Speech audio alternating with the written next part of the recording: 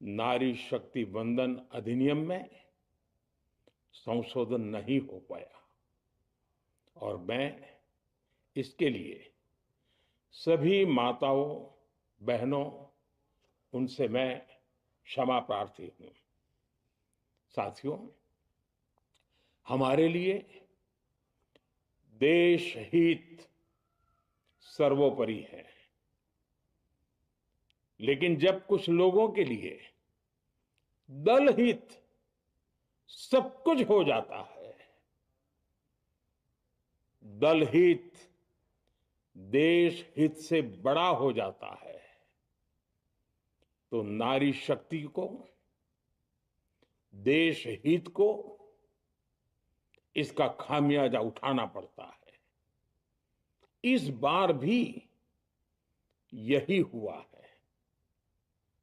Congress, DMK, TMC और Samajwadi party जैसे दलों की स्वार्थी राजनीति का नुकसान देश की नारी शक्ति को उठाना पड़ा है। साथियों, कल देश की करोड़ों महिलाओं की नजर संसद पर थी। देश की नारी शक्ति देख रही थी। मुझे भी ये देखकर बहुत दुख हुआ कि जब ये नारी हित का प्रस्ताव गिरा तो कांग्रेस, डीएमके, टीएमसी, सपा जैसी परिवारवादी पार्टियां खुशी से तालियां बजा रही थी। महिलाओं से उनके अधिकार छीनकर ये लोग मेजें थपथपा रहे थे। उन्होंने जो किया वो केवल टेबल पर थाप नहीं थी, वो नारी के स्वाभिमान पर, उसके आत्मसम्मान पर चोट थी। और नारी सब भूल जाती है, अपना अपमान कभी नहीं भूलती।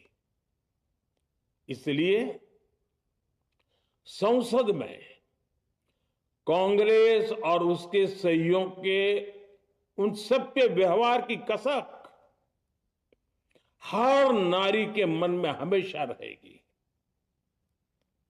देश की नारी जब भी अपने क्षेत्र में इन नेताओं को देखेगी तो वो याद करेगी कि इन्हीं लोगों ने संसद में महिला आरक्षण को रोकने का जश्न मनाया था, खुशियां मनाई थी। कल संसद में नारी शक्ति वंदन संशोधन का जिन दलों ने विरोध किया है, उनसे मैं दो टूक कहूंगा। ये लोग नारी शक्ति को फॉर ग्रांटेड ले रहे हैं। वो ये भूल रहे हैं कि 21वीं सदी की नारी देश की हर घटना पर नजर रख रही है। वो उनकी मंशा भांप रही है और सच्चाई भी भली भांति जान चुकी है। इसलिए महिला आरक्षण विरोध करके जो पाप विपक्ष ने किया है, इसकी उन्हें सजा जरूर मिलेगी। इन दलों ने संविधान निर्माताओं की भावनाओं का भी अपमान किया है और जनता द्वारा इसकी सजा से भी वो बच नहीं पाएंगे। साथियों, सदन में नारी शक्ति वंदन संशोधन किसी से भी कुछ छीनने का नहीं था। नारी शक्ति वंदन संशोधन हर किसी को कुछ न कुछ देने का था, देने के लिए संशोधन का था। ये 40 साल से लटके हुए नारी के हक को 2029 के अगले लोकसभा चुनाव से उसका हक देने का संशोधन था।